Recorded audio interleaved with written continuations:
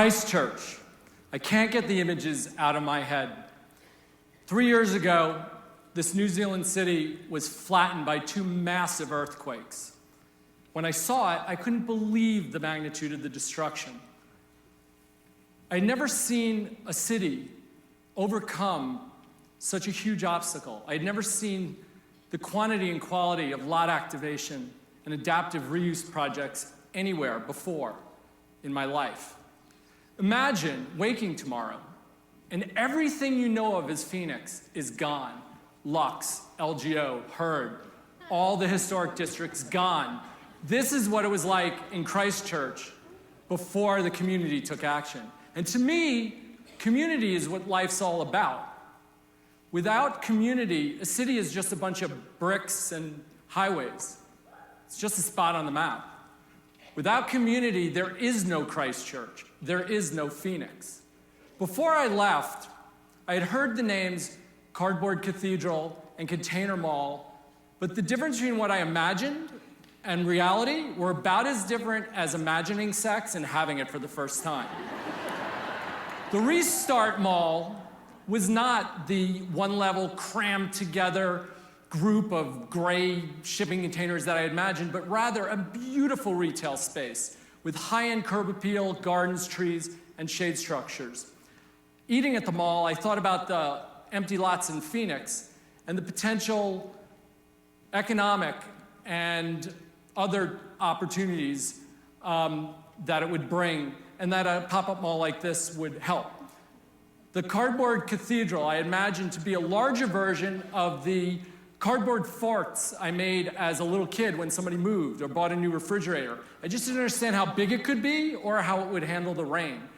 The Cardboard Cathedral, made of giant cardboard tubes, a beautiful stained glass window, and a polycarbonate roof, reminded me of the importance of a community spiritual center, especially after a disaster.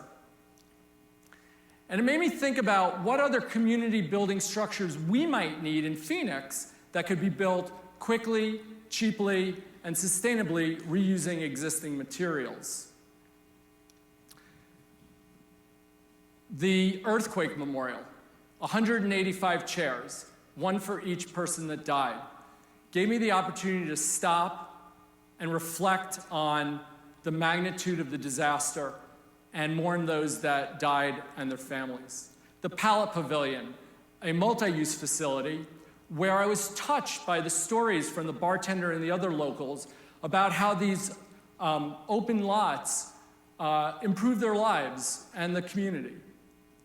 I shared stories about Roosevelt Road's CDC's ARTS, Adaptive Reuse of Temporary Space Projects, and how events like the Pie Social and Feast on the Street have brought the Phoenix community together. The Brookings Institution says 43% of all Phoenix lots are vacant. And I can't get it out of my head, the possibility of the impact on the community and the culture and the economy if we could activate these. These lot activations are in part what keep me in Phoenix, like the ones I mentioned, and Phoenix Renews, the lot, What Should Go Here, Valley of the Sunflowers, the Grow House. These projects have transformed empty lots into community hubs that bind us together and help build us socially and economically. They make Phoenix livable for me.